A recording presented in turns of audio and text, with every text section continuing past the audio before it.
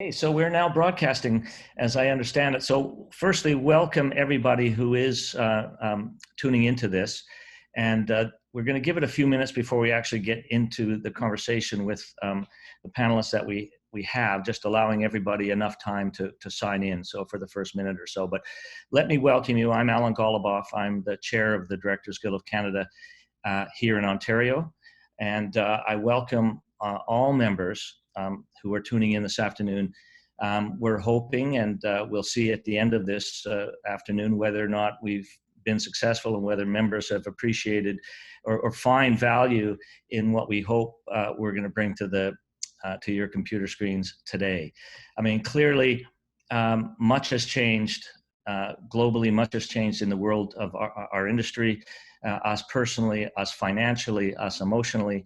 Things have and will continue to change for all of us over the coming weeks and months. And I'm well aware, and everybody at the Guild is well aware, that a lot of members are finding themselves with challenges. And again, challenges not only fiscally, but that is what we're going to talk about today. That's what our panelists we brought to join us here to talk about our fiscal well-being. Knowing that we have emotional and other issues that we all have to address during these challenging times, because we know that the world has changed dramatically, our industry has changed.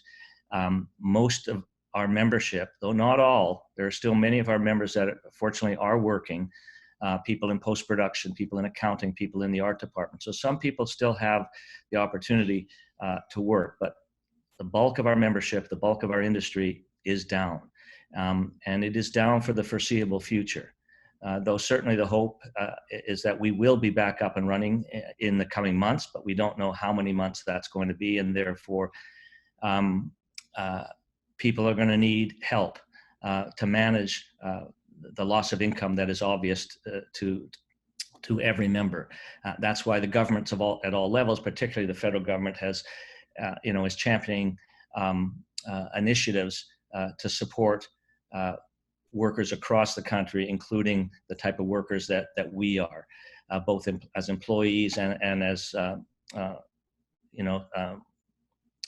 loan out companies but we'll get into that. And I just wanted to say again, we will spend the afternoon or a couple hours this afternoon trying to get to many of the questions that were posed online. Plus there will be for the last half hour of us being online, there will be a Q&A portion of the afternoon.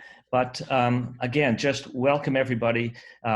Be patient with all of us. I mean, this technology, though it has been around for 9 or 10 years, it is new to many of us, and we are all adapting to it, though. And I reiterate, I hope that it's valuable and we can answer some of the questions, because I certainly know our staff who for the past 3 or 4 weeks have been working from home and have been fielding questions from many members, and not always having answers, appropriate answers or in-depth answers for the membership, but because we don't have all the answers and the government hasn't had all the answers, though every day things are changing.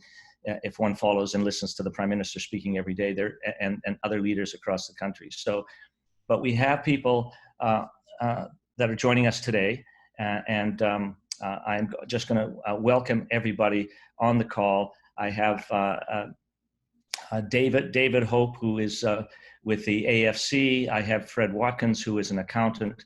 I guess you consider yourself a freelance accountant, Fred. I have Leah Erbe, who is also with the AFC, and I have a fellow board member, Lianne, who is our treasurer here on the board in Ontario. So firstly, I'd like to turn to and introduce you to David Hope. Now, David Hope is maybe known to many of you. He has appeared and spoken at a number of our general meetings over the years, and I'd like to think is a friend of mine, and someone I sit with on the board of the AFC, and the AFC is an organization that the Guild has supported here in Ontario for a long time. So the AFC, and is considered the lifeline of Canada's entertainment industry. But David will speak to that when the time comes. So Lianne, I will, just one thing that's important to note is that MP, the Member of Parliament, Arif Viryani from Parkdale High Park is joining us, I believe, at 2:30, and it only has time to be with us from 2:30 to 3:15. So that's when I'll introduce Arif when that time comes. But David, welcome. David joined the AFC as a full-time executive director in 1995. In his role at the AFC, David has focused on expanding the organization's range of services, increasing its level of engagement with the community, and forging partnerships with entertainment industry organizations across the country. So, Lianne, if I can pass it on to you then. I think it goes on to David at this point. He's going to speak to everybody about the AFC and what they can do for us. Okay, thank you, David. Thank you very much, Alan and Lianne. A pleasure to be here with you today, and I'm joined by my colleague Leah Irby, who will get into a little bit more detail. I'm here to provide an overview of the AFC, and we are the lifeline for Canada's entertainment industry, and I have to say, never more so than now. In normal times, we provide a number of programs. Emergency financial aid is probably the one that we're most known for and that we've been doing the longest. Under normal circumstances, we also provide a financial wellness program. We provide a personal support and advocacy program, and we have other programs that are soon to launch to help address people's mental health needs as well. All of this is meant to assist people to bounce back from a period of adversity, and also to build a platform through which they can live and work sustainably in the long term. Now, the Emergency Financial Aid Program, as I mentioned, it's what we're most known for. It's the program that helps members in distress with urgent financial need keep a roof over their head, food on the table, and keep the lights on. And of course, in these unusual times, we are really focusing on that particular program. It's really akin to disaster relief that we're focusing on, and we're pouring all our resources into that area. A number of these other programs and programs in development will still be there once we're through this, but the needs of our community for urgent financial relief in this time are enormous. And again, we are focusing our resources and all our staff and giving it everything we got to ensure that we can help the most people quickly. So in terms of emergency financial aid, as I said, it's really to help people meet their basic needs, and keeping the roof over the head, food on the table, and keeping the lights on. And really, we're focused on the short term. And the thing that I want to say, and I'll throw to Leah to talk about some of the specifics about, eligibility and how to apply and what we can help with, and how long all of that takes. But the thing that I really wanted to mention here is that, in good times and bad, we're here to help people to the greatest extent possible, and as many people as possible. But we always have seen ourselves as part of the solution. We're part of the solution. DGC, Ontario is part of the solution. The federal government, many of you will be aware of the benefits that have been announced, the SERV benefit that I'm sure we'll talk about in quite a bit of detail later in this call. So we're part of the solution, and part of what we can do, aside from help people directly, is help point people to resources where they can get other sources of help. So perhaps now would be a good time to talk about the kind of help that we can provide. And for that, I am going to throw it over to Leah, who will get into a bit more specifics as to how we are focusing and streamlining our resources to address the industry-wide shortage of work. And David, let me just suggest that you mention one thing, and that the AFC is not only for the benefit and the support of our membership. Just just explain that who you actually do support, if you don't mind. Oh, absolutely. Thank you, Alan. So the AFC is really for the people who work on set, on screen, or behind the scenes in film and television, theater, music, and dance. And we're an unusual organization in that we have such a wide constituency within the industry. And, we're a very collaborative industry in all aspects, whether it's film and television, theater, or music, or dance. And we really operate on the principle that we all sink or float together. And the AFC is really a rallying point for so many different people in our industry who want to see others in the business get the help that they need. So thank you for pointing that out. And I will say also that in this work, we have such excellent support from DGC Ontario and DGC National and other district councils. And also we're widely supported by entertainment industry unions, guilds, companies, producers across Canada. So it's really an industry-wide effort that comes together in the work of the AFC. So I'll toss it over to Leah now, and Leah will talk a little bit about what the AFC is specifically focusing on now to help people who've been affected by COVID-19. Sure thing. Thanks, David.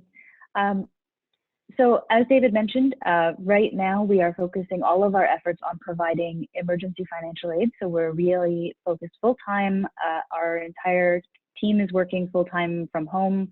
And a lot of people who have been working on other projects have volunteered to dive into the emergency financial aid program with us so that we can broaden our capacity, once again, to serve as many people as possible, as quickly as possible. There are a couple of slides that I have that if we want to throw those up, just to give a little bit of information about what the emergency financial aid program does. Thank you so much for throwing that up on the screen. So the Emergency Financial Aid Program provides short-term charitable assistance with essential living needs. As David said, we're talking about household basics here, keeping the rent paid, making sure that people have food to eat and that people can pay for out-of-pocket medications, things like that. It is based on financial need, so it's not income replacement. It's for immediate personal needs, and we are prioritizing people right now who are unable to meet their essential daily needs right at this moment. So we're really concentrating on getting that financial aid to the people who have no other options right now. In terms of eligibility, there is information up online, but I just wanted to speak briefly to who might be eligible for assistance. Typically, we look at 3 years of people's work in the industry. We look at 3 years of work history, and we're looking for people to be earning the majority of their income from work that's done within the industry. We have really drastically simplified our guidelines, again, in an effort to reach the people who are being most immediately impacted. So right now, if you have made more money in the industry in 2019 than you made out of the industry, you should be eligible for assistance. That's our starting guideline. If again, because our goal is to just help the largest number of people possible with their most critical needs. If you can't do the work that you were depending on, then we want to make sure that you're eligible. I don't know if we're able to put the slides up on the screen, but for those who may be able to see them, you can see we're also, the AFC is also available for people who are over retirement age, and for that we ask for some indication of people having earned most of their money and spent most of their time in the entertainment industry over the course of their working life. And that's for any occupation, as David said, in film and TV, theater, dance, and music. Our other eligibility criteria that we'll look at right now is, as I said, immediate financial need. So the program is built to help people who do not have other reasonable ways of meeting their immediate needs, and we are making it a priority to serve those who are unable to meet those needs right now. So right now our focus is on making sure that people are stable and able to meet their needs, who otherwise would not be able to get through the next 2 to 3 weeks. Generally, our guideline for immediate financial need is that if you anticipate being unable to meet these needs within the next 4 to 8 weeks, then that would indicate that you should start thinking about applying. If people have a few months of expenses banked and ready to access, we're asking them not to apply at this time because we won't get to you for quite a while, because we are prioritizing the people who are in the most need. That being said, we're asking people to be ready for a wait time of up to 3 weeks, with the understanding that we will be processing those people in immediate need faster, and that we're getting to people again as quickly as humanly possible, largely under that 3-week deadline, but just so that people have an idea of what to expect from us when they come to us. That figure is always changing as demand changes and as we continue to run through applications and get people the help that they need. So we do have a guide that's available online. We've set up one page where all of our information about eligibility and all of our estimated wait times, things like that, are being continually updated. It's available online in English and French. If you have any questions about what's happening with the program, whether or not you should apply, or if you have colleagues who might be in trouble or friends who might be in trouble and you want to give them a little bit more information, the guide is the place to send them. That's your source of up-to-date information. In terms of other criteria, we talked about immediate financial need. Again, we are focusing on people who may be unable to meet their most immediate needs within the next 4 to 8 weeks. It is also expected that, as David said, the AFC is often part of the solution, but we are usually part of a solution, and that's usually a larger solution that will include government benefits like the CERB, which will be discussed later on in this meeting, other government benefits, and potentially looking into deferring or canceling payments, changing household budgets, things like that. So we are expecting that, to the best of people's ability, that they're able to take these steps, that they will tell us about it. We are not disqualifying people for receiving help from other sources. We're really encouraging people to reach out to as many sources as they can. The AFC is fortunately able to meet a lot of demand at this time, and it means that we can assess what the financial need is and help to bridge the most critical gaps that are happening right now. So again, if you make most of your money in the industry, if you anticipate being unable to meet your essential needs in the next 4 to 8 weeks, if you are looking into other options, but you're not sure you're going to be able to make it happen and you need emergency financial aid, I would recommend going to the guide, becoming familiar with the material. You can download the PDF of the application form, fill it in, email it back to us.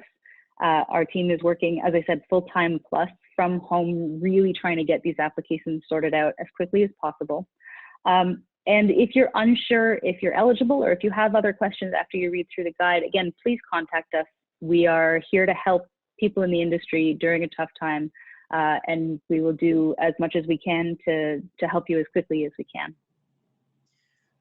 Just to add to what Leah is saying, I can offer a sense of scope and scale here. As of end of day 2 days ago, we had 578 applications for emergency financial aid, and that is many more than we typically receive in the span of 2 years. So that's an incredible volume. Having said that, we've since the lockdown started and since the industry has largely shut down, we've been able to approve. And then again, this is as of 2 days ago, 250 applications for assistance.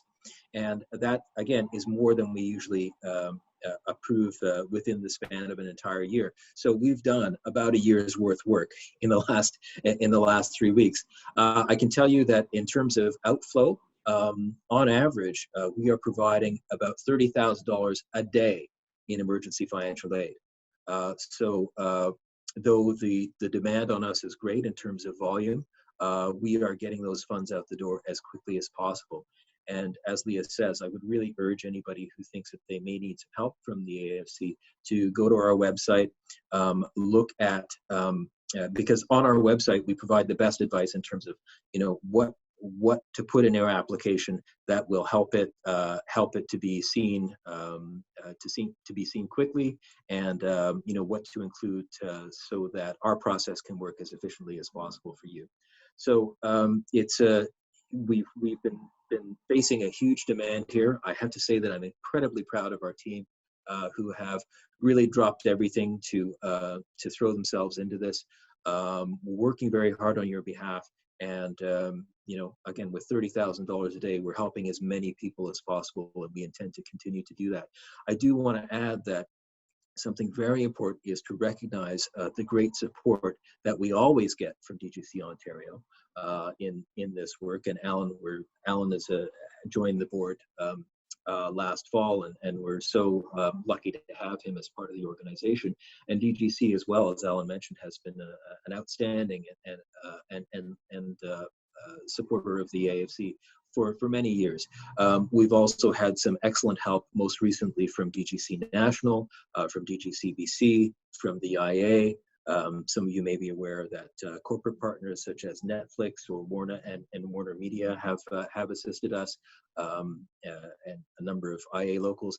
The point that I would emphasize is that it is with things evolving, with our situation evolving, and no one really able to predict when we'll get back to whatever will pass for normal. It's very difficult to predict how long people will need our help to this level. So in that vein, we are gathering as many resources as we can so we can be there for people over the long haul. And I also think about the enormous number of people and the enormous scope of this disaster that we're facing. When this is all over and we get back to whatever will pass for normal, the AFC still needs to be there to help a normal number of people with normal sized emergencies. So it's so important that we have the resources not only to help people who need us now, but to continue to help people as we have been doing for decades now, with the regular ebb and flow of financial need that happens through the year. So we're really grateful to our industry partners. We're grateful to DGC Ontario and the other industry partners who've been very helpful to us. And I would also say that if there is anyone who is in a position who knows someone who may need our help, please send them our way. Similarly, if you're in a position where you are able to help, we are a charity and we do encourage donations. So if that's something that you're interested in, afchelps.ca is the place to go for that. Great, thank you. David and Leah, thank you very much. So Lianne, I think. You've answered a lot of the questions that were thrown out, but there's a couple that I guess want probably more clarification. What's the criteria to be approved? Like, how do I prove? Like, one DGC member asked what you need from me to qualify, kind of thing. Like, what should they have ready for you if they're going through the application process? So Sure. A lot of that is on our website, but I will throw it to Leah to speak specifically to that. Absolutely. Generally, the applications that fit most neatly within the scope of the Emergency Financial Aid Program are applications in which there is not enough money on hand to meet basic living needs. That would be commonly supported items are things like rent, things like the phone bill, money for food, out-of-pocket medical expenses. Transportation, understandably, very low priority right now for people.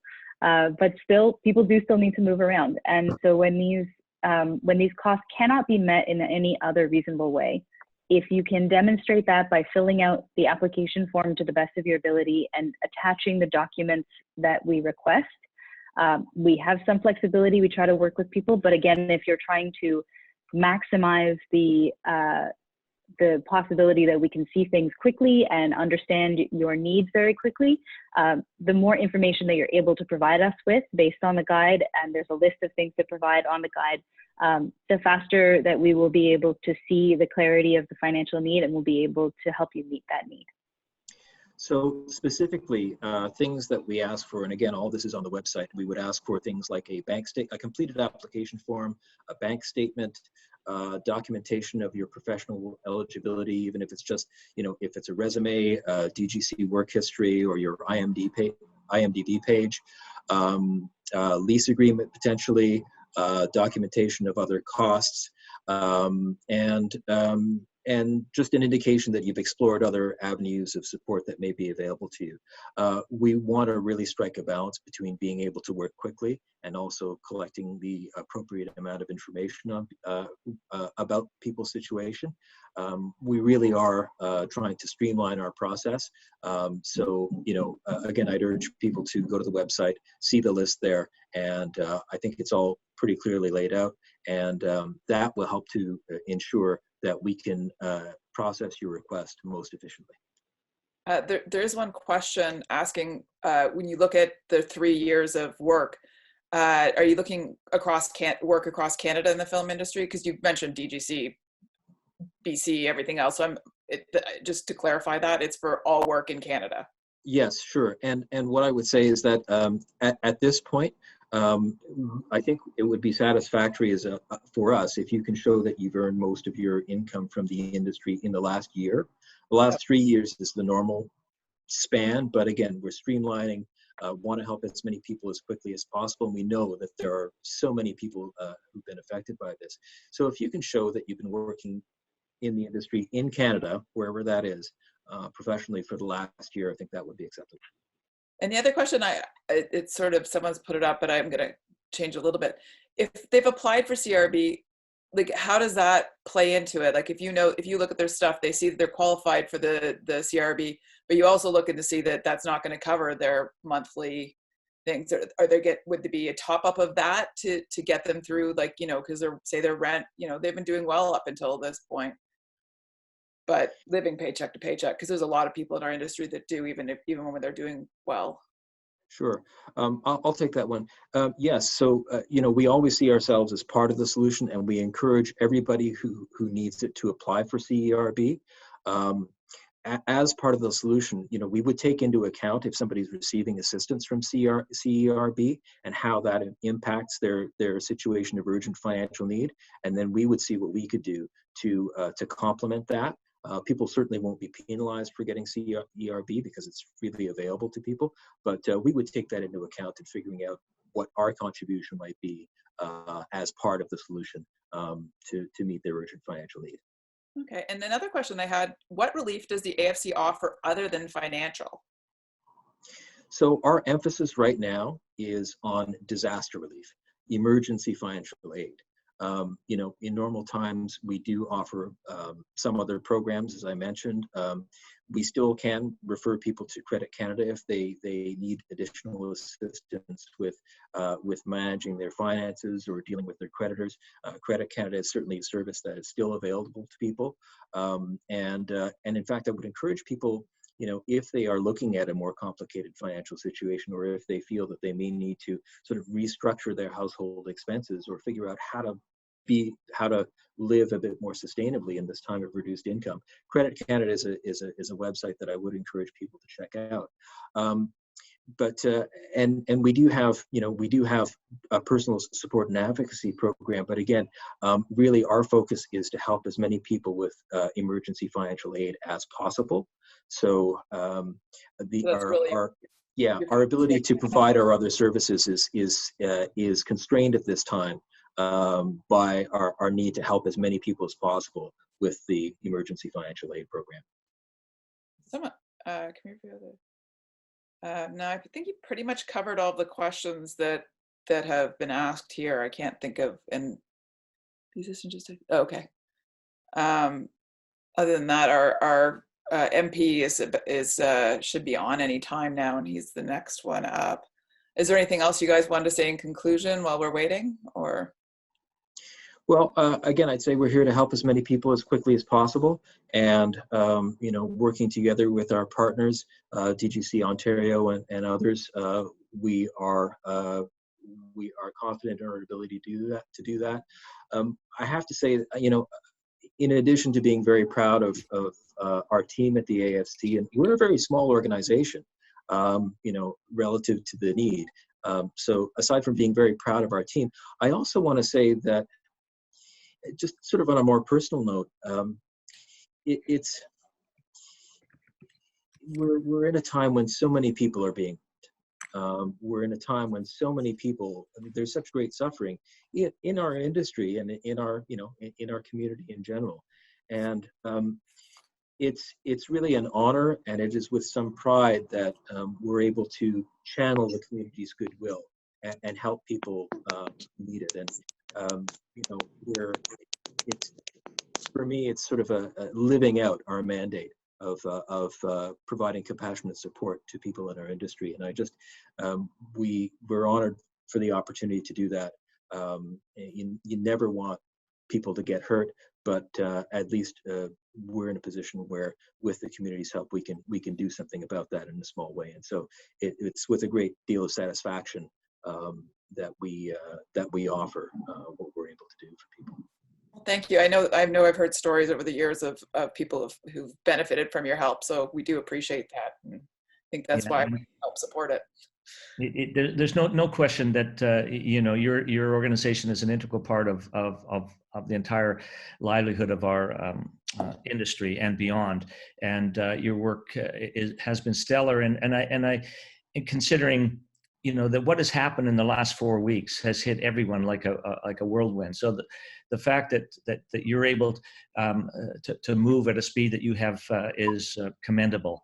So I see that we have just been joined by, now we have to change the name there because I know that's not Anne-Marie Stewart. This is a member of Parliament, Arif Virani. Welcome. Thank you. From the Directors Guild here in Ontario. Thank you. I know that you're jumping probably from one Zoom call to another, dealing with the issues that we're all challenged with by now. So let me just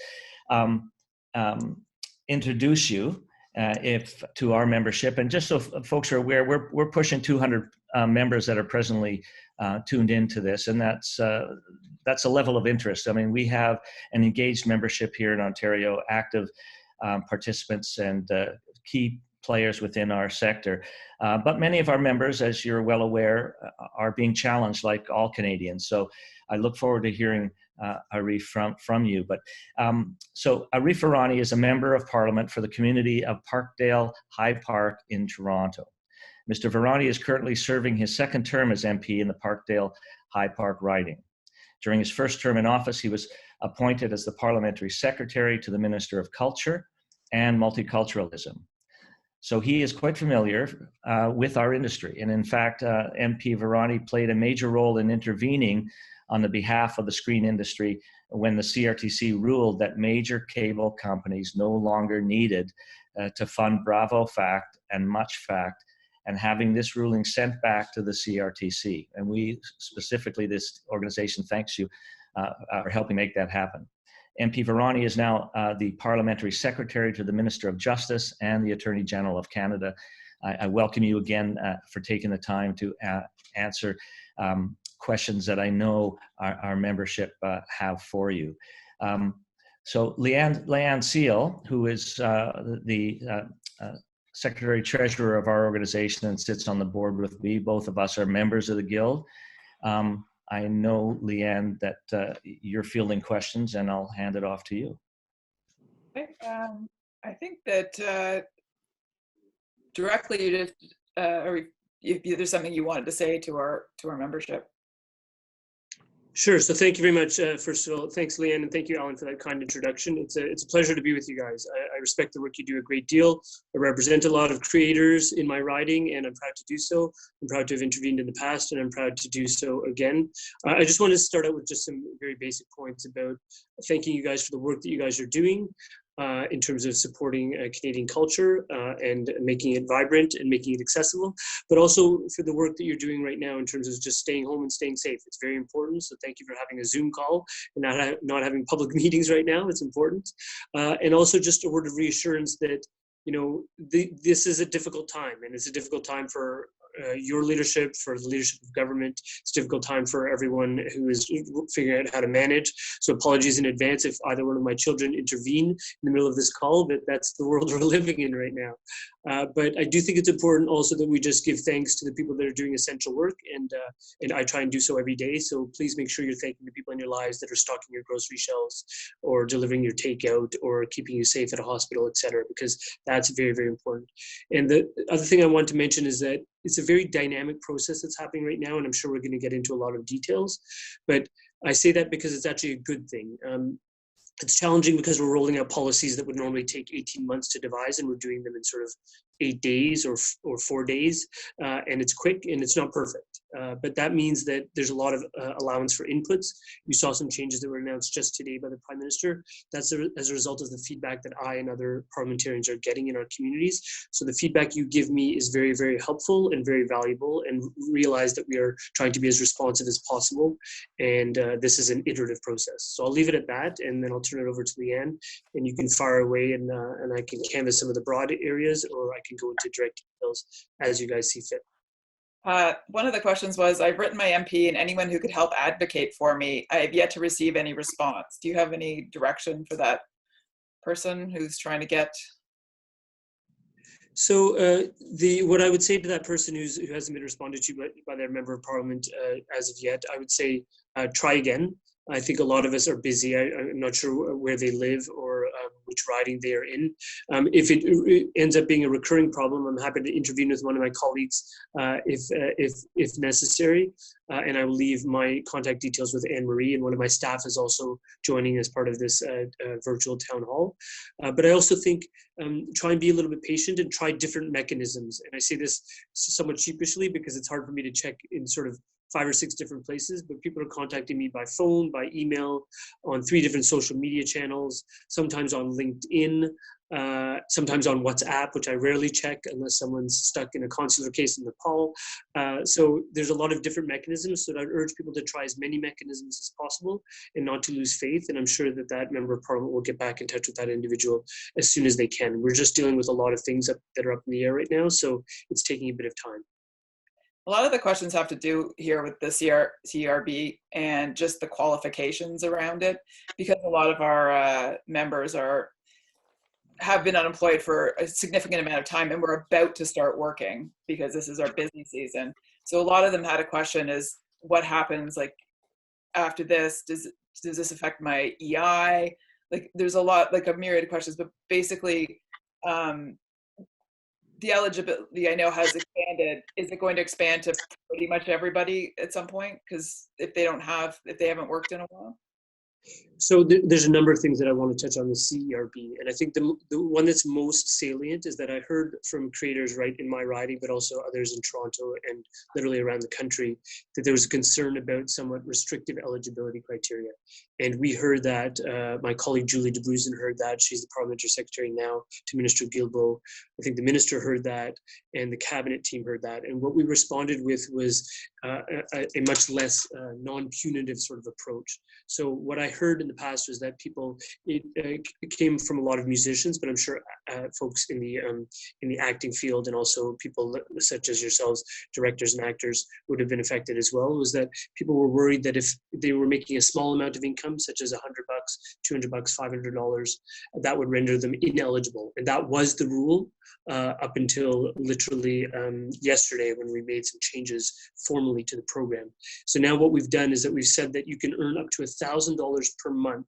So if you're earning some small royalties, some small amounts from whatever work you're able to cobble together, that doesn't make you ineligible. And the nice piece, which was clarified yesterday when we had a regular call with the Prime Minister, is that the Prime Minister himself clarified that doesn't work as a top-up. And what I mean by that is that if you're fortunate enough to cobble together $500 or $750 of income, you are still eligible for the CERB and the full amount of the CERB, so the full 2,000. So that person could end up with 2,750 in a given month, and there's no clawback after the fact. the benefits themselves are taxable. That's that goes without saying. But there's no immediate clawback such that you can only peak at $2,000. Another point that came up, and I saw some of the correspondence that people like Dave Forget, who is a tremendous executive director for the DGC and also happens to be my constituent, but I saw some of the correspondence that has been going around. And one of the questions was asked about, and you referenced it, Lianne, about this nature of sort of acting work sometimes being ebbing and flowing very much depending on the season. What we've done with the announcement that was made yesterday is say that seasonal workers who have been out of work and usually look to this time of year to go into work will themselves also be eligible for the CERB. The examples we cited were sort of lots of fishers, people that work in the fishing industry out east, but that doesn't mean that it doesn't include all sorts of seasonal workers. And if you and your membership experience any difficulties, those folks that are in the creative acting industries or theater industries or screen work or film work, I'd want to hear about that, and I'd encourage you to get back in touch with my office directly, because we want to make sure that CERB is as flexible as possible and applies to as many people as possible. The last piece you raised was about EI, and the nice thing I can say to you, and I actually checked this because I'm a sort of type A lawyer by training, and the CERB operates as a floor but not a ceiling. So what that means is that in the situation where you would have, if you would have been entitled to less money than $2,000 a month under EI, you get the CERB. So your 2,000 is your minimum. If on the other hand, if you would have been entitled to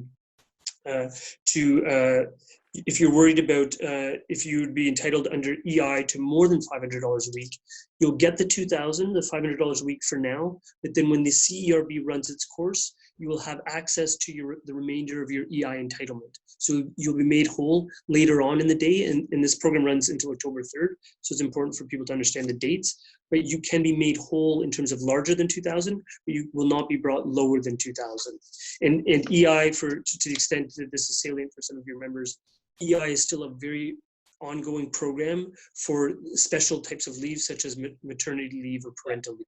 So if that applies to any of your members, they still apply for EI pursuant to the norm.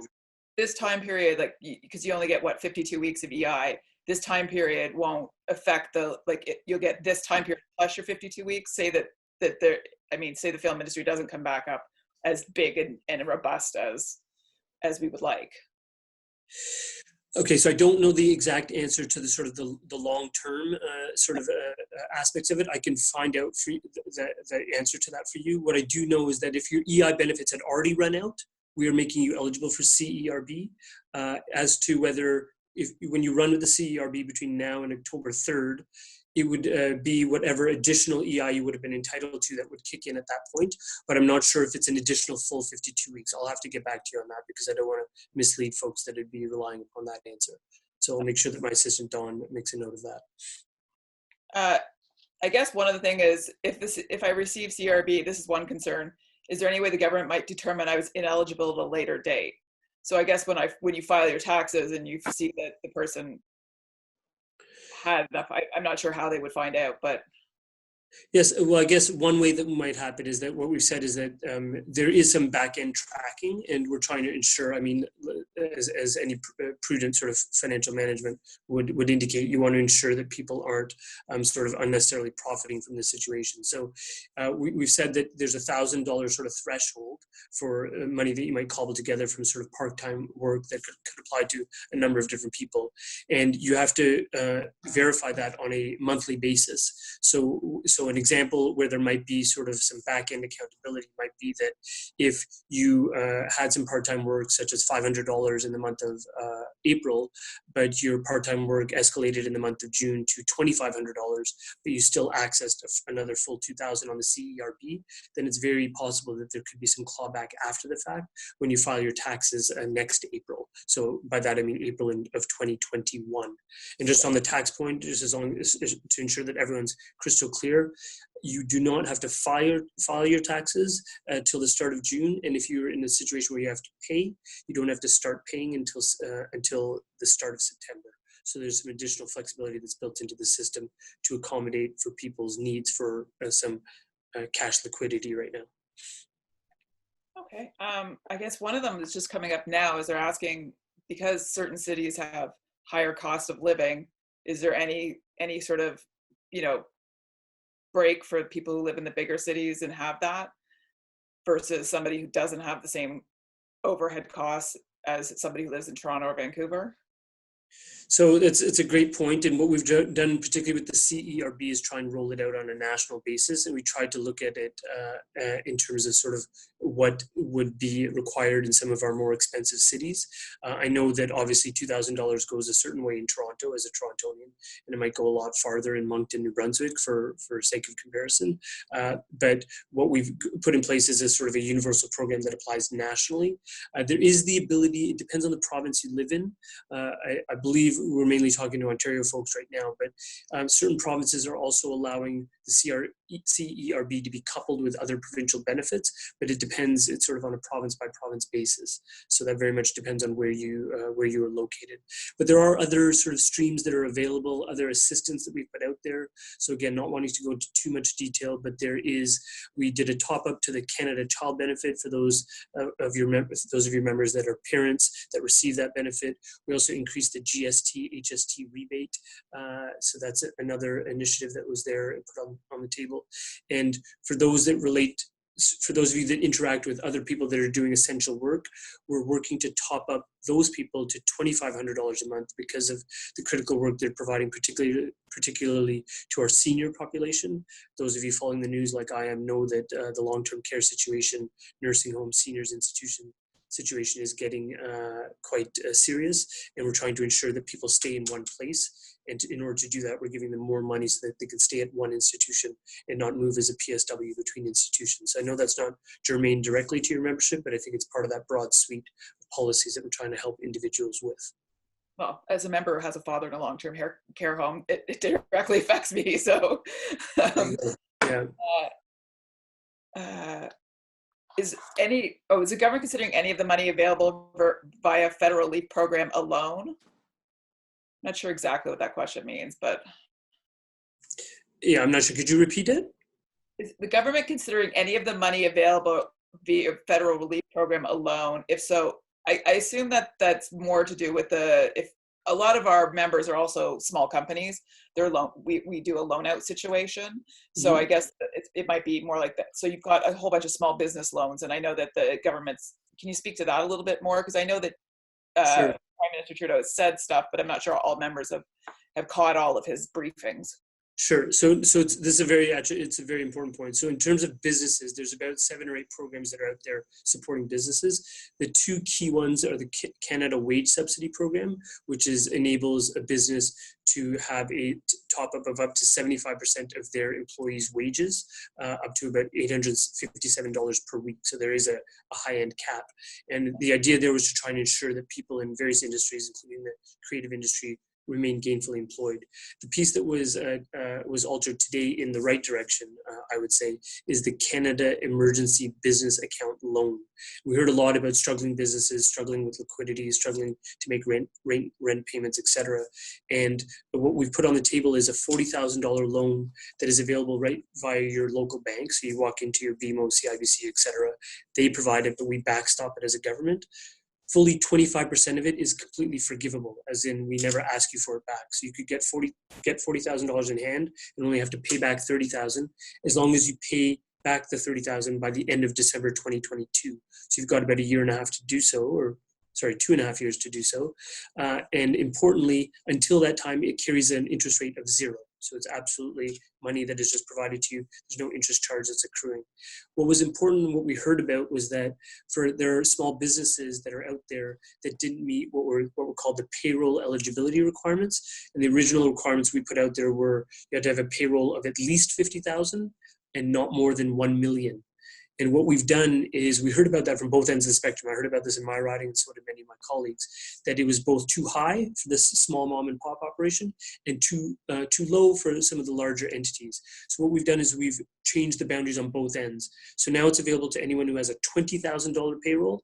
And apropos of your question, Lianne, about how you calibrate these things, we looked at the lowest minimum wage in the country, which is Nova Scotia, and somebody who's part-time in Nova Scotia, one employee, would make about $20,000 in a given year. That's why we set it that low. And we moved it out to 1.5 million to allow for larger companies to still access this loan, which is important. And the other important piece that was announced, and there are again 7 or 8 programs in total, but a brand new program was just announced, which is called the Emergency Rent Assistance Program for commercial property owners. And we're still working on how to calibrate it. We did announce it now because people need some business certainty in the business environment.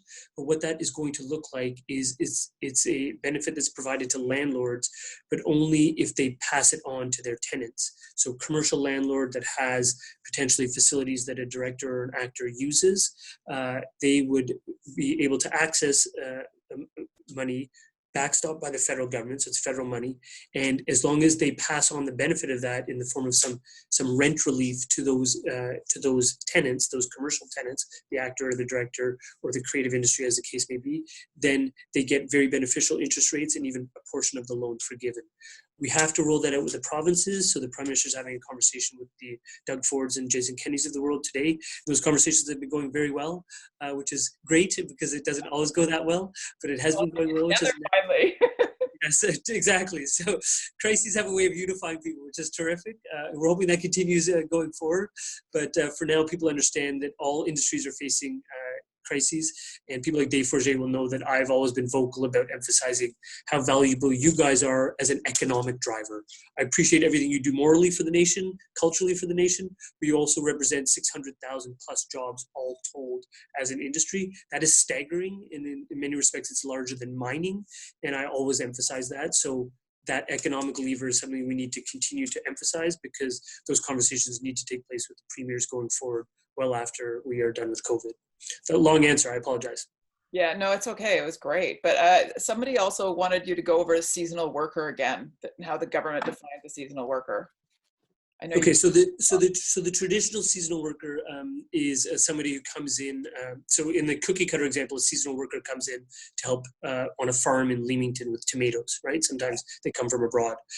In the maritime example, a seasonal worker is someone who's working in a fishing industry.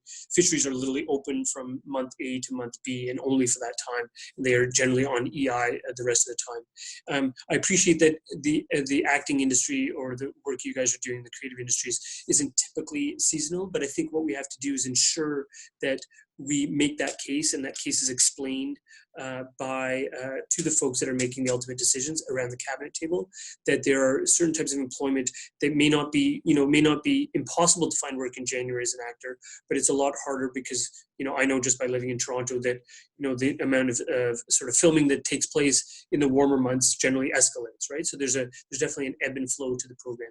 As for the actual definition of seasonal employment, I don't have that in front of me right now. I can add that to that list. And again, I know that Dawn is watching. So a definition of seasonal employment, what we'll do is we will try and track that down and email it to Anne-Marie, who helped us get on the call, and she can distribute it to your membership. But I can't be more clear than that, other than to say it's a step in the right direction, because we are recognizing that previously under the old eligibility criteria for the CERB, people that had seasonal employment were basically just out of luck. We are now recognizing that those people need to be empowered and eligible to access this benefit, because otherwise they have no other means of income security. And we certainly want to address the fact that people have concerns about how to feed themselves right now, which is quite critical. There's one question. We like I said before, we have members who work as corps and who work as employees, but the ones who work as corps, one person wanted to know, we pay ourselves different ways. We pay ourselves through dividends, through salaries. Can they do a combination where the corporation does pay some so that they end up doing the wage subsidy, but if it gets too bad, they go on the CERB where the corporation runs out of money or they just can't afford to continue to do that? Will the government allow them to do both, like a combination of both? It's an owner-operator thing, I guess, because you should have it with all small businesses might have this issue. Yes. So a couple of step back propositions. So are sole proprietors or owner-operators eligible for these income benefits? Absolutely.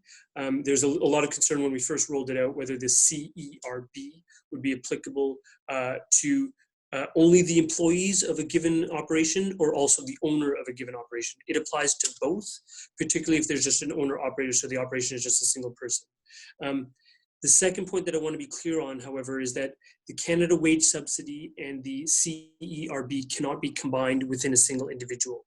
So if you guys had a 5-person operation, and the 5-person operation, within the 5-person operation, the owner had secured a wage subsidy for their 5 employees, once they're getting that wage subsidy, they're not able to also access the CERB. So that's important. Okay. So In terms of, yeah, for those 2 components, yeah, and I saw that in some of the correspondence again that had been sent by the DGC to the government. The third point that I want to emphasize is that dividends are okay as a form of payment. So people were wondering whether how does that work? Definitely on the, but again, there's sort of 2 tracks here. On the CERB side, you need to be 15 years old, you need to have made $5,000 in the last year, et cetera, et cetera. And people were saying, well, what does that $5,000 look like? Does it have to look like a regular biweekly paycheck? No, it doesn't. It can be dividends. So that's important. But if you're on the wage subsidy side, and things like, I know it's a bit further afield, but the business loan side, they look a bit more closely at how you're paying out the information. So on the business loan side, we need to see an actual active payroll, and things like stock options from a shell corporation are generally not eligible. So that's important. So these are, if there's sort of specific examples, I'll say it now and I'll say it at the end when I have to sign off, but my office address is arif.virani, so ARIF.VIRANI @Parl, PARL, .gc.ca. Some specific examples if people have, or the person at the very outset who's having trouble getting in touch with their MP, can shoot me an email to that address and we'd be happy to sort of follow up with a specific example, because corporate structures vary a lot, as we all know. So sometimes we may need to drill into some of the weeds to get the best response for a given individual.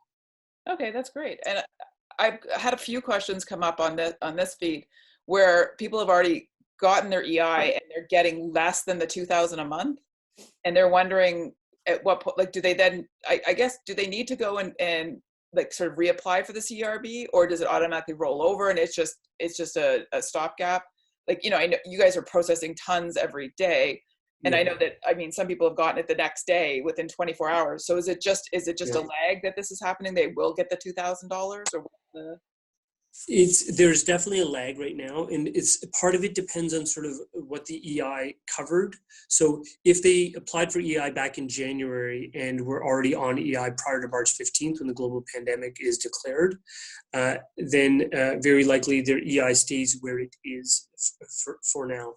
If they've applied for EI more recently, particularly after the March 15th pandemic declaration, and it's still in process, there's an automatic rollover. So you don't need to apply again. Your EI application is converted to a CERB application. And then I go back to what I mentioned about 5 or 8 minutes ago, that you will have a $2,000 floor, and you will not go below that, but you could go even higher than that if your EI entitlement would have entitled you to $2,500 a month. But you won't see that adjustment until after the CERB runs its course, so after October 3rd. There's one other point I wanted to mention, but it was, so it's very germane as to sort of when your EI application was put in, as to what will determine sort of the level of benefit that you're receiving right now. But as a general sort of step back proposition, the world we're in with COVID-19 means that CERB is the flagship sort of income assistance program. But for a small group of individuals, such as I mentioned, maternity or parental benefits, EI has been subsumed under the CERB for most intents and purposes. I mean, the CERB, from what you said, goes to October. So if anybody's EI ran out in July and they're still not working, will it continue to October? Will all EI and CERB, or will they have to reapply? I guess that's a few questions that are coming up now. Yeah, so I don't know whether they need to reapply, but certainly we would be providing income assistance to individuals if their current EI allotment runs out in July. So we've even said that even earlier. If your EI allotment ran out in January or February, we're encouraging people to apply for the CERB. I don't know the answer as to whether it requires a reapplication But what I can do is I can add that as a third question for Dawn to look into with respect to, so in the hypothetical, someone's on July 15th, your EI runs out. That's still 2.5 months prior to October 3rd or 3.5 months prior to October 3rd. What happens in that situation? So we will try and get you an answer as to whether one needs to reapply. I would think if one is without income for a short amount of time, I would think to be prudent, one should seek to inquire. The point you made about the CERB system being flooded, it was berserk last week, clearly, something like 700,000 applicants a day.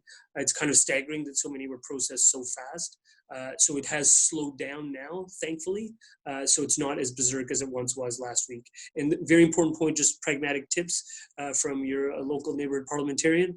Make sure you tick off direct deposit as the option, because if you select to receive your compensation by mail, it can take as long as 10 days. If you select direct deposit, it can come as fast as 3 days. So we want to get people money in their hands much sooner rather than later. So direct deposit is definitely the way forward.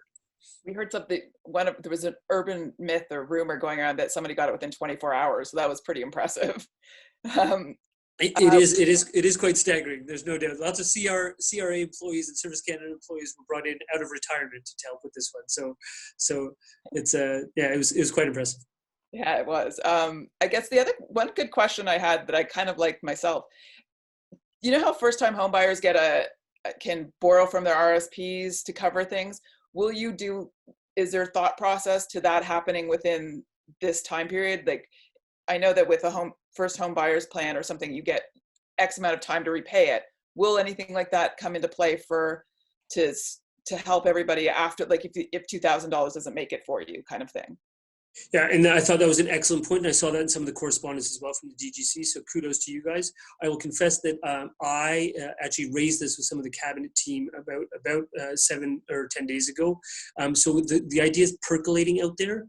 Some of the energies were dedicated as required on the CERB, on the wage subsidy, on the Canada Emergency Business Account loan. I think this one is definitely percolating out there, and what I like about it is that we're struggling, right? Like this isn't rocket science, but we want to encourage people to save for that retirement and not draw down those savings, but doing it in a way that replicates the home buyer's loan, to my mind, makes eminent sense, because you would only penalize people if they don't repay it on the schedule that we set up, and it would give people added liquidity right now. You saw, I think, you mentioned, Lianne, that you have a senior, a elderly father. What we did with seniors is we reduced the requirement to pull out a certain amount from the RRIF. So the I forget what the acronym stands for, but it's the requirement to draw down on your retirement savings once you hit a certain age, because the value of people's portfolios was decreasing so much. So we're already thinking about these mechanisms. I can't give you a more accurate update as to where that is or when or whether it's going to happen,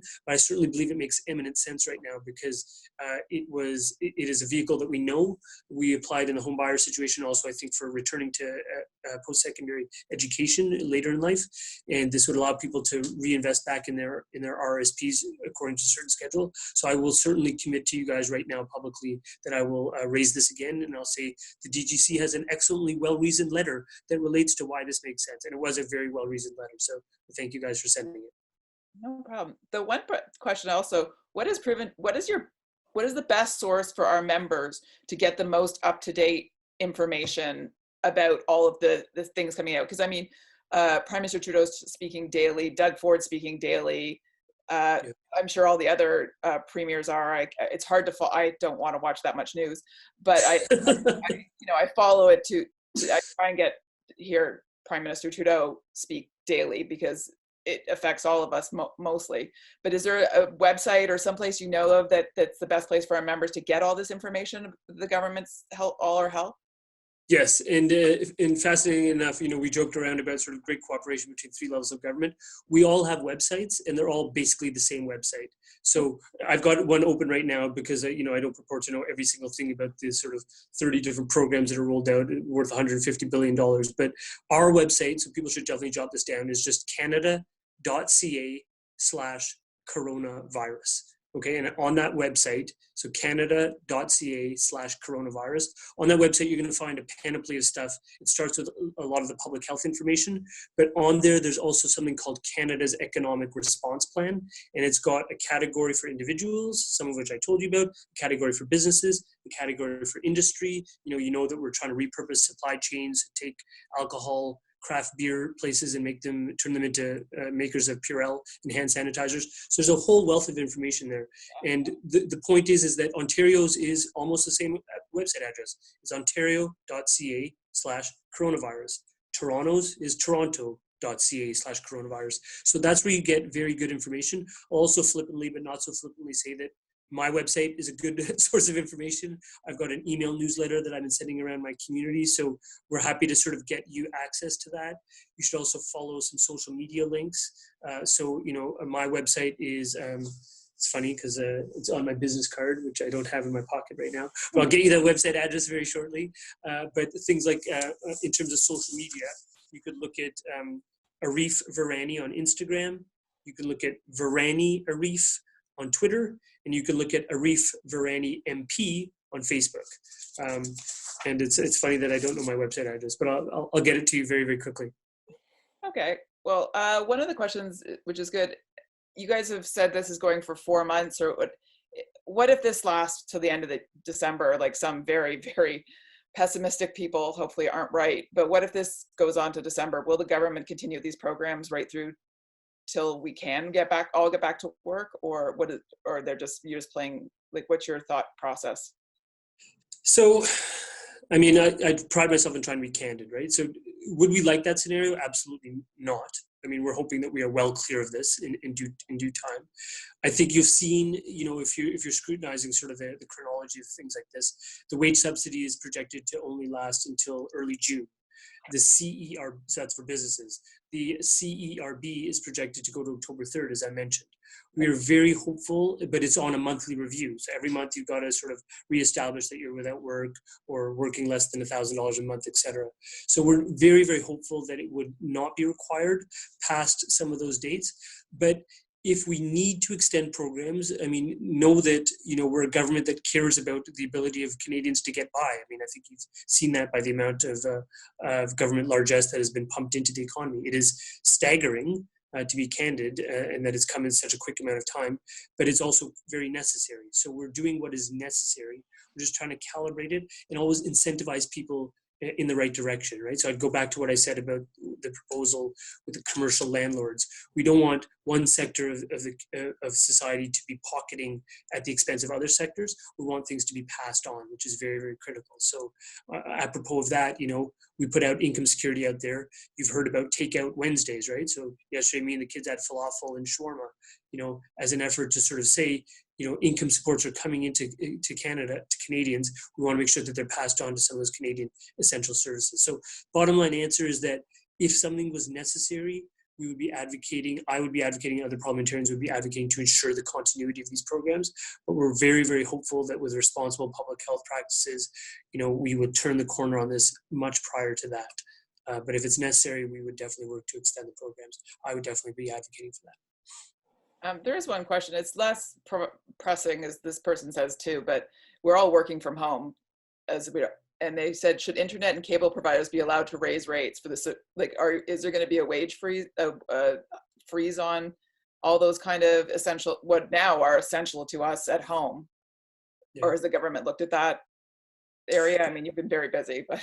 Yeah, so to my recollection, not particularly actively. It hasn't come up as frequently as some of the other sort of more pressing concerns about businesses shuttering their doors. What I do know is we took some comfort from the fact that sort of the big internet companies immediately indicated that they would waive any overage charges early on in this process, about 3 or 4 weeks ago, when they realized people would be relying upon such excessive amounts of internet and data connectivity. That's a good sign. But if we sense from Canadians, and again, if this is an issue for your industry or others in various other sectors, in terms of sort of the data charges that are being charged by the Rogers, Bells, and Teluses of the world, then that's something I think we'd want to hear about, right? I keep close tabs on what I'm hearing about through my staff, who tell me, you know, what people are saying on the phone, what the email traffic looks like. This one has not been as high, but you should also know that we did make a general commitment. I know it's funny to remember general commitments, but there's some that I'm sure you guys remember about taxing online platforms and ensuring Canadian content. Those are good commitments, ones that we intend to keep, but we also made a general commitment to reduce cell phone fees. And I know cell phone fees are only part of the equation here, but part of cell phone fees is cell phone data fees, and to make sure that they are brought down by 25%. But obviously people are relying upon their data much more right now. Those two kids that are quiet thus far of mine are on devices right now that are using data. So I hear you. But if this is a pressing issue for you guys, I would encourage you to write in. I would encourage you to communicate with me, and we will pass that stuff forward. I meant what I said in terms of us trying to be responsive. We really, really are. So this is an important issue if you feel like you want me to move it forward. Okay. I think I've gone through all of the questions that have come up. I mean, most people are still not quite, there's a lot of questions about EI, and even though you've gone over it, I think there's still questions on it, but you've kind of given us a place to go there. For sure. I'm going to just get out my business card and just tell you what my website address was, because my staff would laugh at me if I totally missed the boat on this. So it's avirani, AVIRANI .liberal.ca. So that's another resource where we try and sort of distill some of the salient information and then get it out to folks. But on the EI piece, yes, I would encourage folks to just rely upon canada.ca/coronavirus, then look at the economic response plan. I believe I covered as much of it as I could in terms of sort of my understanding of it and how it intersects with the CERB. But there's a few things I just want to also put out there, just in the brief time that I have remaining, is that one of the announcements that was made in the last couple of days that doesn't get a lot of attention, but I think is critical, and I think we all have to be honest with each other, is that it doesn't matter whether you're in the creative industry or whether you're working in various other multiple sectors.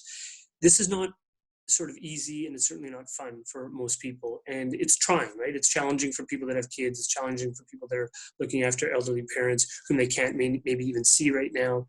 It is challenging on so many different levels, and I say this with all sincerity. Please don't feel awkward about that, about the anxiety, the stress, the mental health pressure that you're experiencing. That is perfectly normal. We've opened up a separate mental health portal on canada.ca, and that's important because we're trying to make sure people have access to resources so that they can feel well, learn how to cope and deal with various things. It's very, very hard right now. I get it. I don't like running, but I've been running as a sort of stress release, right? So different people have different coping mechanisms. Maybe it's cooking, maybe it's, engaging with your industry and sort of disconnecting. And I thank you for actually providing a vehicle of disconnection for many people, because I certainly am not watching Contagion on an online platform because I feel enough about contagions. But I'm very happy to watch something that's related to something completely different and distinct that helps me sort of separate from the reality that we are in.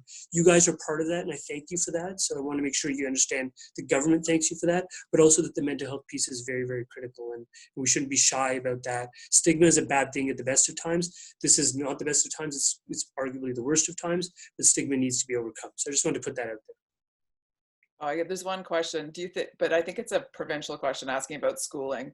But if I get government retirement, and will they also qualify for CERB? Will you top up from the retirement? So your eligibility for CERB is, I'm just going to take a glance at that because it sort of talks about what kind of things your employment can come from. It includes things like royalties, dividends, honoraria. It doesn't include things like pensions. Okay. So generally, the important piece about sort of the retirement is that for folks who've retired, all of the CPP OAS GIS, all of those streams continue to run at full tilt. And we are working very hard to support our seniors also with some additional programming that goes through what's called the New Horizons for Seniors program. And that helps entities like the United Way fund things like grocery delivery straight to a senior's door. So that's important. So there's a sort of a separate regime that covers seniors as the case may be. Okay. So, thank you very much, Lianne. Thank you very much. You've been a pleasure to have on. You've had very positive responses from some of our members. Good. Did you guys notice that I matched my purple jacket with the purple wall hanging behind me? I thought as creators, you guys might appreciate that. I'm sure somebody noticed that and does appreciate it. Some of our designers that are on the call. There you go. Arif, thank you very much. Lianne, thank you for bringing forward the questions that have been submitted to us. Hopefully, most of the questions that and concerns people have been addressed by Arif. And again, thank you very much for your time. I know that your time is precious. I hope you get the opportunity to spend a few minutes with your kids today between them running and you running on our behalf. So thank you very much. A pleasure meeting you online. And again, you be safe as we will all. And I thank you for your words vis-a-vis mental health, because mental health is something that we do talk about a lot within this organization, as we know the stresses on our membership are real, and they were real before this COVID virus hit us like it has. So to our membership that are listening, understand that mental health is something that we will continue to address and hopefully assist in supporting the membership that's out there. But that's not the conversation we're having today. Today, it's about fiscal responsibility and fiscal health. Thank you, Arif. And thank you. I say good afternoon to you, and we're going to jump over to Fred Watkin, who's been sitting patiently through this. So, folks, let me introduce you to Fred, and thank you. Thank you very much for having me. Bye, folks. Fred Watkins is joining us from a boutique accounting firm here in Toronto called Pinnacle. He is a member of CPA Ontario and CPA British Columbia. He is a member of the Association of Certified Forensic Investigators of Canada and the High Technology Crime Investigation Association. I hope that we're not going to be getting into that aspect of your work. He has extensive experience with individuals and corporations in the entertainment industries, dealing with domestic and international accounting and taxation issues. He is also a regular contributor training resource for the ACTRA Toronto professional stunt performer community in accounting and tax areas. So Fred, thank you very much. Obviously, the work that you do and the accounting support that you offer is something that many of us need, or all of us need, if we have the wherewithal to attain yours or someone else's services. But I know that there are questions pertaining to the work that you do, and Lianne, you can introduce some of those or pass on some of those questions. I think Fred had a few things he wanted to say on his own first. Yeah, I have a few things. I was emailed a number of questions last night, and I'm grateful to have the opportunity to speak with you. Never in my life have I ever thought that an accounting firm be designated an essential service. So here we are. Our entire firm is working remote, dealing with people all over the country. When we all locked down countrywide, all our businesses shut down, we're all working at home. We started looking at, okay, how do I keep my kids entertained? How do I keep food on the table? Now the money questions start coming up. How am I going to start paying for things? I'm going to spend a few minutes addressing some of this. Remember to take advantage of your own personal financial advisors too. They can be of great assistance to you this time of year, particularly. So I'm going to try and share my screen here. Hope I don't lose anybody.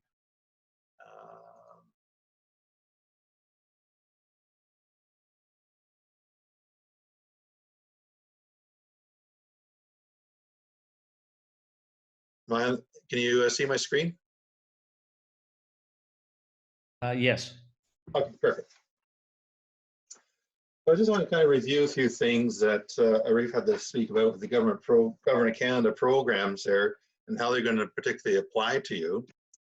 So he spoke about the things available for individuals, the temporary salary top up for low-income essential workers. Those would be people who are working to keep your grocery shelf stocked, those who are working as personal care workers, those who are looking after our parents. My dad's in a care home right now, so the personal workers are going there and help out. Nice to see their salary is going to be topped up as well. For those of you who have children, there is a top up for the Canada Child Benefit. They're going to give you an extra $300 per kid. So, you know, the children are good this time around. Get a little bit of extra cash out of them. So an average family is going to see $550 deposit their account in May. A little bit late, but that's going to be the top up for the child care benefit then. We've seen the one-time GST payment come in. Now, for individuals, it's nearly $400, and for a couple, it's approaching $600. Some of our clients have already received this. I've had phone calls saying, hey, I just got $400 in my bank account. I got $590 in my bank account. What's this related to? For me? I think it's your GST. You'll have to wash your pan. Unless there's a blue pan where the pots are. Huh? Yep. Someone's, okay, continue. Continue. Okay. So there's also the extension to file your personal tax return. So any balances are now going to be due after August 31st. Now, I've been cautioning my clients too. I said, hey, just because your extension to file is now June 1st, if you're entitled to a refund, why are you waiting? So we've been on the phone with all our clients to get the personal taxes in. Our elderly clients are particularly enjoying this because they love doing tax by phone. They haven't quite grasped the essentials of video conferencing, but by the same token, walking an 85-year-old through a 40-page investment document is a little bit of a challenge. But if you're expecting a refund due, and most Canadians do have a refund on their taxes each year, get those things in as soon as you can, because the cash is better in your pocket than the government. They've also announced mortgage support. Well, I put in brackets here, or is it?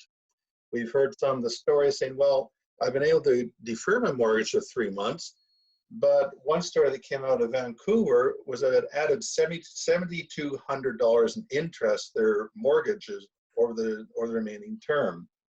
So I'm not sure the banks are going to be announcing in the next few days if they are, but there is deferral available for 3 months for those mortgages.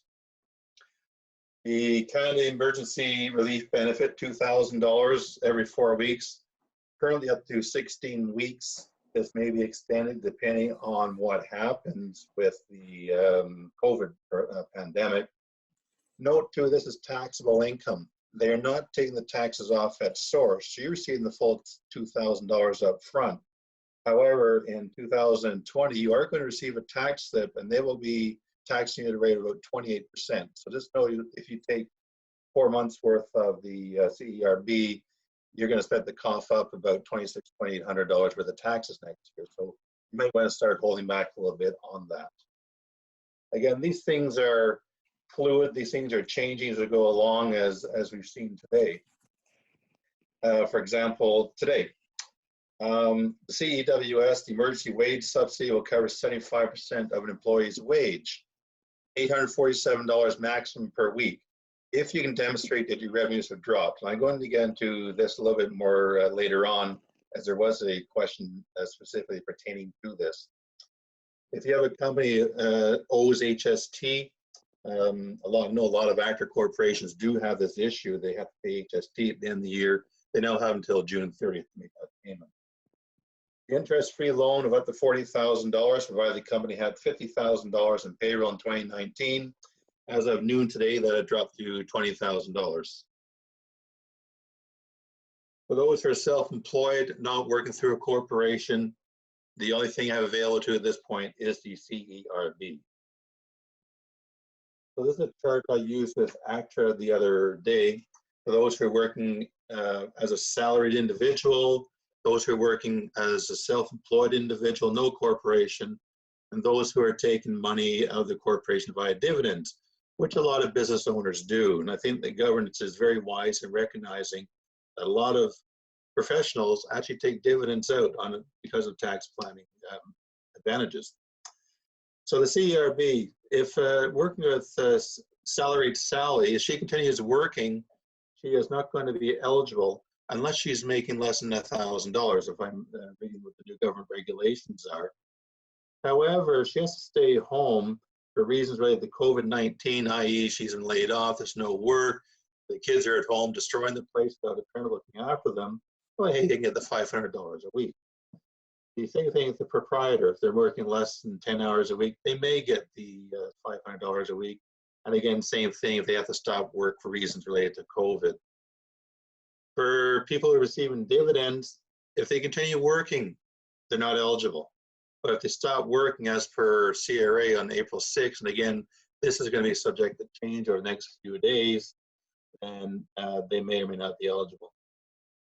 If you're working as a salary, the 75% wage subsidy is eligible. However, if you're working as a proprietor or it's taking money out as a dividend, sorry, that wage subsidy does not apply to you. And I do not believe this applies. I will find out because I know things are changing. If you are a proprietor with payroll, you may not also be eligible for this. I'm waiting to get clarification on that. The $40,000 interest-free business loan is only available to corporations. Now, live in bright news though, if you are a U.S. resident or have a green card and have a requirement to file a U.S. 1040 return, you may be eligible for that one-time $1,200 payment to the U.S. government. So provided you file that 2018 tax return and go ahead and file your 2019, from what I've seen from the IRS, you would qualify for the $1,200 payment. Now, in terms of some of the questions that were sent out to me, I summarized them into about 10 or 11 different slides. So I hope this will answer a number of the questions that members have. So the first one is, I've been paying myself from my corporation account, i.e. savings. So a lot of business owners have these corporations, keep the money in the company, and they take the money out as they need it. Now the question here, do I have any tax implications if I take it out? Well, my answer is this. It depends on how you take that money out. Are you taking it out as a paycheck? Are you taking it out as a loan repayment, i.e. what we call a shareholder loan, where the company is repaying money that you lent the company? Are you just taking a drawing? Are you taking out a dividend? Depending on what you write on that check. If you write in that check as payroll, it doesn't qualify because you've said that that check is now related to payroll. If you take a check from your account and call it a drawing, you should be eligible. There was a court ruling a number of years ago that said if a business owner has classified a payment to himself as payroll, it stays as payroll. You can't change it. However, if you take it out as a drawing or anything else without specifically saying it as payroll, then you should qualify for the benefits. Now, if I'm operating a corporation, which one should I apply for? Well, if you're not drawing anything from the corporation, then you're likely better off to apply for the CERB. Take that $2,000. Just remember to save some tax on it for next year. But remember, the new rules are going to allow you to take an additional $1,000 out of your corporation without penalty. That was as of noon today. The idea of this is to preserve that war chest you might have in the corporation should this go along any longer than we expect. I know for some of the professionals in the film industry, whatever cash they have in the account is going to have to last them for how many number of months we have until we are able to restart the economy and they can get back to work. So my advice is this: if you're not taking anything from your company, apply for the CERB. Am I eligible for help? I haven't paid myself out.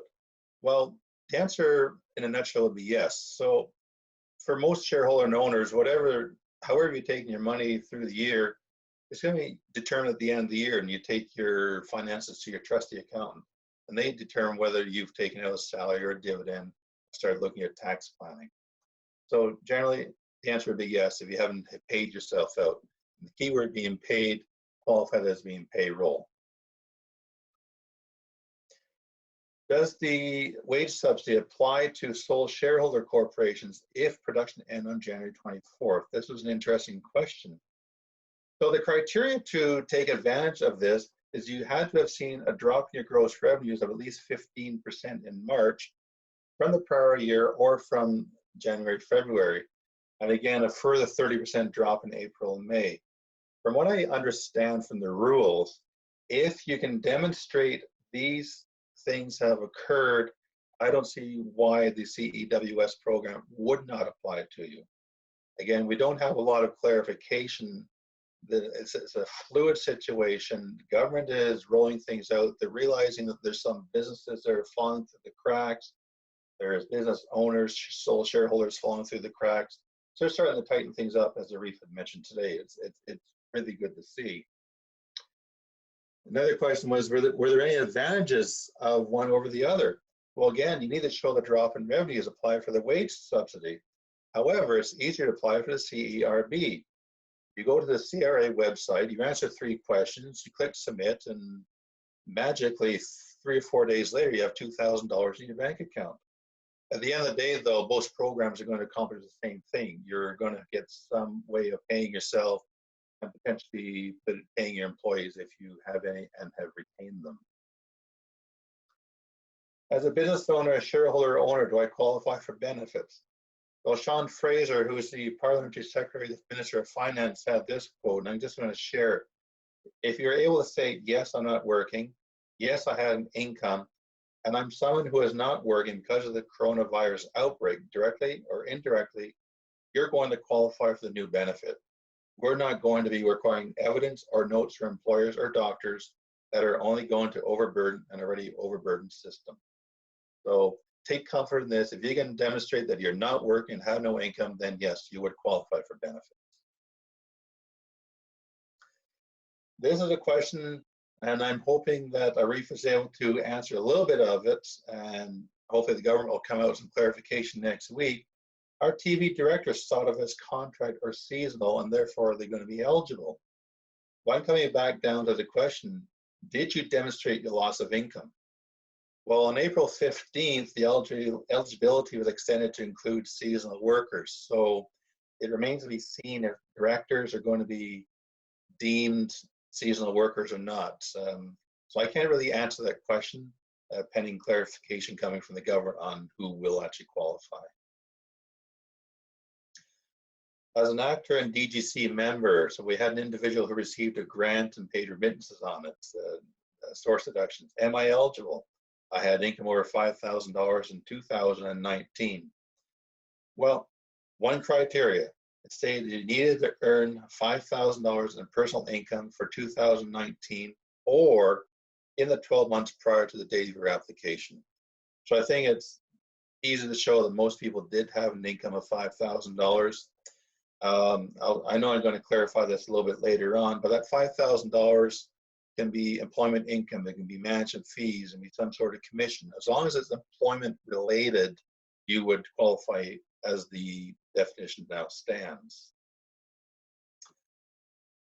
So the other question came up was a small business loan. Now a lot of businesses, because the revenues have dropped, they still have the issue of having to pay their rent and having to pay for leases on their equipment and whatnot. So as of noon today, the payroll threshold did drop to $20,000. Arif did kind of confirm that online. My issue with it is this: they can potentially exclude a number of companies that pay employees in other ways. So what are those employees, those businesses who have subcontractors, for instance? They don't have payroll. What people such as barbershops, self-employed workers that pay themselves through dividends, and those who, and this may happen in some industries, partnerships that aren't registered as limited corporations. Will they qualify? I know these are being addressed. Hopefully we have more clarification on these next week on who can access these small business loans. I know that as of today, they had approved $7.5 billion in loans. It's taken them between 4 and 6 business days to approve these loans. If you think you may qualify, there's nothing to be lost by going to your online banking, logging in, and doing the application. They ask for 3 or 4 questions. They ask for your payroll business account and the amount that is on your T4 summary that your business filed for 2019. They put it through. Maybe the rules are going to change the next couple of days. Again, this is one I can't really answer 100% because, like I said, the rules are changing.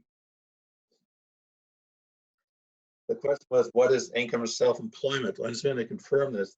Dividends If you have a corporation, you're taking dividends out as a business owner, that is self-employment income. Commissions that you receive, T4 income, if you've taken out payroll, management fees, generally anything that you've taken out of your company, anything you receive that is work-related is going to be deemed income for self-employment. It counts towards a $5,000 minimum limit for the employment benefits. Now, Arif had kind of alluded to this. This is a question specifically came up. What if I have a corporation with 2 shareholders, 50-50? I have one looking for work because there's not enough work in the company to keep them both busy.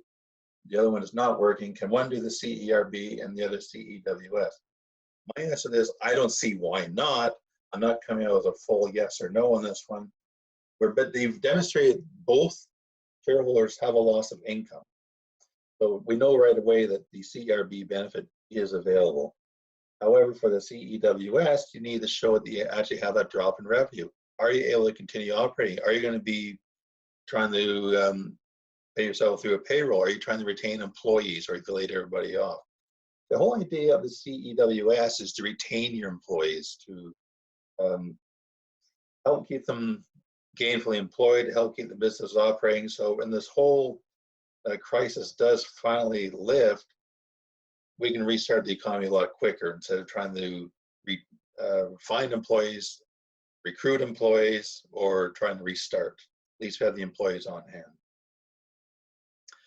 One of the last questions I had, can the shareholder be on the CERB, and can the company access the loan? Well, when we look at the definitions of shareholders as an individual and company as defined in Tax Act, they're separate and distinct entities. So anything applies to tax. When we speak of a corporation, it's a distinct, separate individual. You as a shareholder are a separate individual as well. So we take the shareholder has no income, they put the application in, they claim the CERB. Now, you're getting your $2,000 a month, but the company has no revenue. So how are you paying your bills? How are you paying your rent? How are you paying lease on your equipment? How are you paying their phone bills and anything else that you have going through the company? You use that loan to stay afloat. And once you restart your business, once things sort of normalize down the road, as long as you pay 75% of that loan proceed by the end of December 2022, so we have 2.5 years to repay it, the government's going to forgive 25% of it. They got $40,000, repay $30,000. Say I got a $10,000 interest-free loan here. It's been forgiven. It's helped me out in my time of need.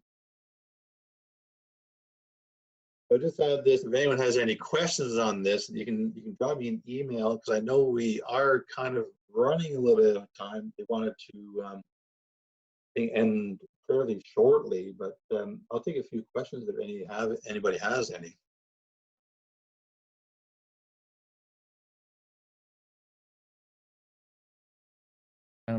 Lianne, do you have anything that has come your way? You're muted there, Lianne. Lianne, you're on mute there. Sorry, I thought I'd unmuted myself. Sorry. So, what are the consequences of applying for CERB before eligible if you later become? My biggest question is, you suggested that we should go on the CERB if we're corps. But if we do the Canadian wage thing, we're going to get more money. Is the government expecting us to pay it back? That's the one thing I'm not sure, the 847. I'm not sure either. I'm not sure the complete rules on that one. Like I said, it's still being rolled out. The portal's still not available to apply for it. So I don't have a clear answer on that yet. Okay. I know that also as another thing, there's a question for Leah if she has a chance to answer it.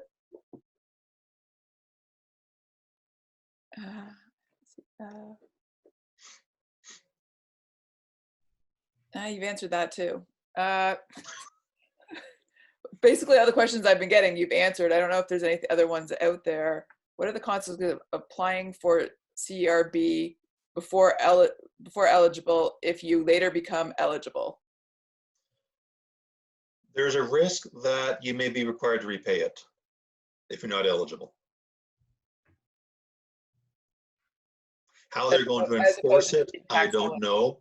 I know that they do say that if you do take benefits, then later you're deemed to be ineligible for it. They will require it to be repaid.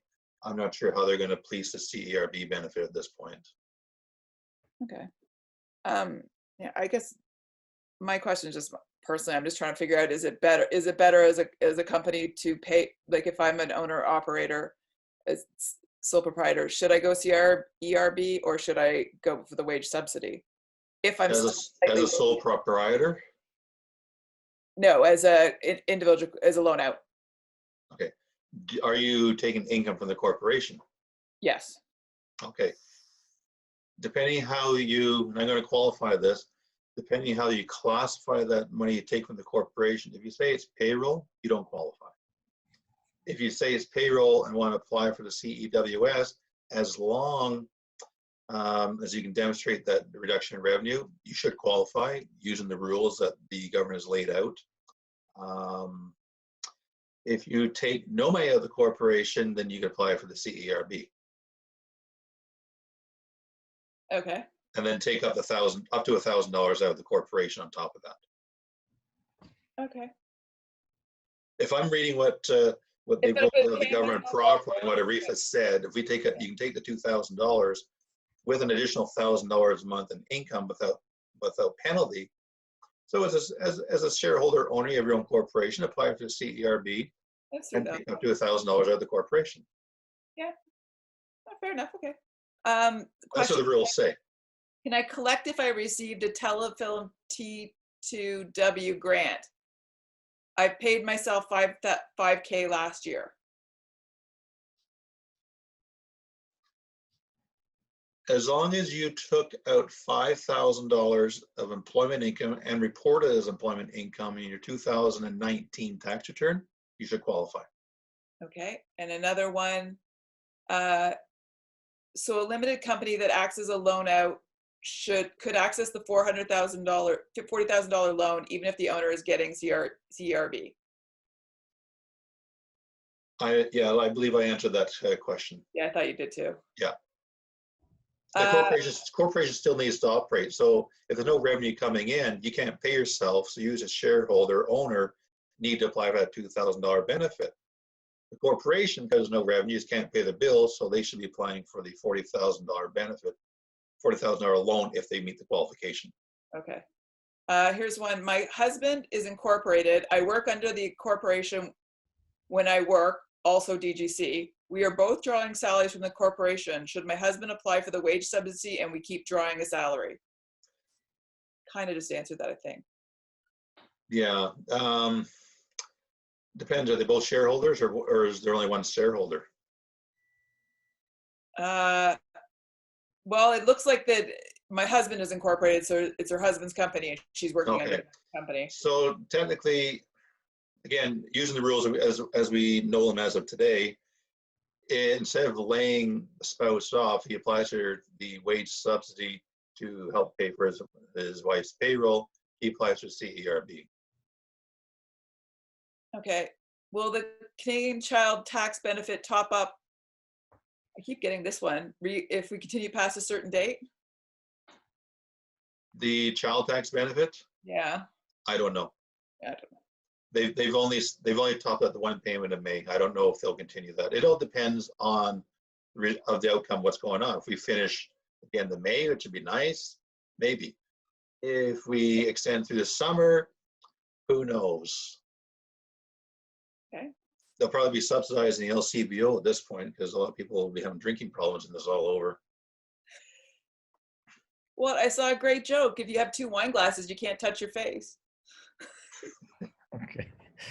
So, I mean, unless Lianne, I mean, now that I think we're winding down here. I mean, sitting here at the screen here for a couple of hours has been certainly enlightening for me, and I hope it's been helpful for everybody. We still have 160 people. Oh, you have one more question? One more question that Leah's going to answer. Sorry, I just got a message. Okay, go. Sure. There was a question about whether the emergency financial aid program will take into account that parents, people who are home with kids are not able to get another job. And that's, I think, in reference to the AFC really expecting that people are going to pursue all reasonable avenues of support. We will absolutely take into account that some avenues of support are not reasonable right now that might have been reasonable 1 month, 2 months ago, 6 months ago. So certainly we're trying to assess everybody's personal situation and do what we can to help them at this time.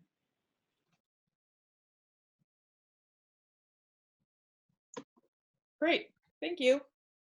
Well, I think I'm going to wrap it up here, and I thank Fred. Thank you very much for your input, Leah as well, and David Hope, both Leah and David from the AFC. Thank you very much to all of you that are, and to Lianne obviously for fielding the questions, and for the DGC Ontario staff that are behind the curtain, as I'm told, who have orchestrated and put this panel together, and I hope it has been helpful.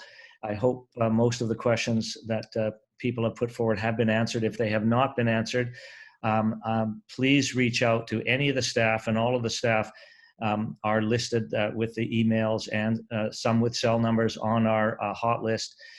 You do have a dozen members elected to your board. If you have questions that have not been addressed or concerns that you have, please reach out to those of us sitting on the board and the staff that are working behind the scenes on behalf of all of us. There is a lot going on. It's going on rapidly. Things are changing, has been pointed out by Fred. It's been pointed out by the MP earlier.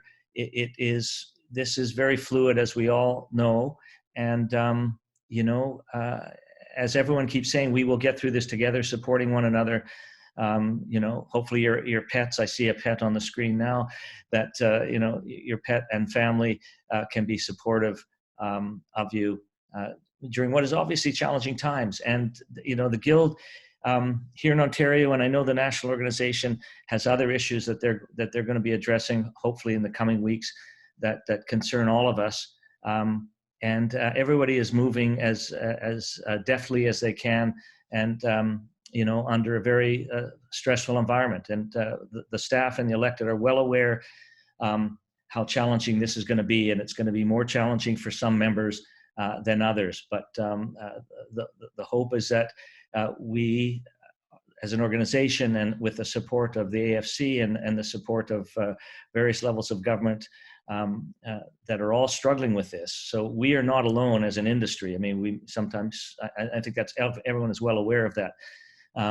But the work that we do is essential to us, and obviously our livelihoods are dependent on this industry coming back to life. And I've always been optimistic and believe that it will come back to life.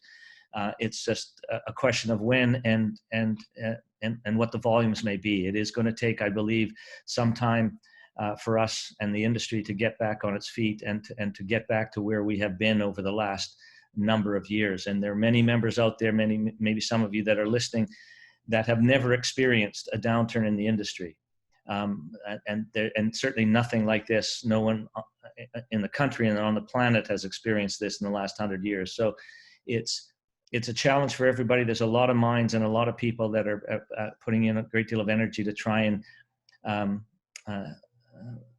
ease the situation that everybody is in. Every Canadian, every person on this planet is being affected by it, and everybody in our industry is being affected by it. And I just say thank you to everybody who participated, and thank you to the staff who've organized it. Thank you to the members who have tuned in.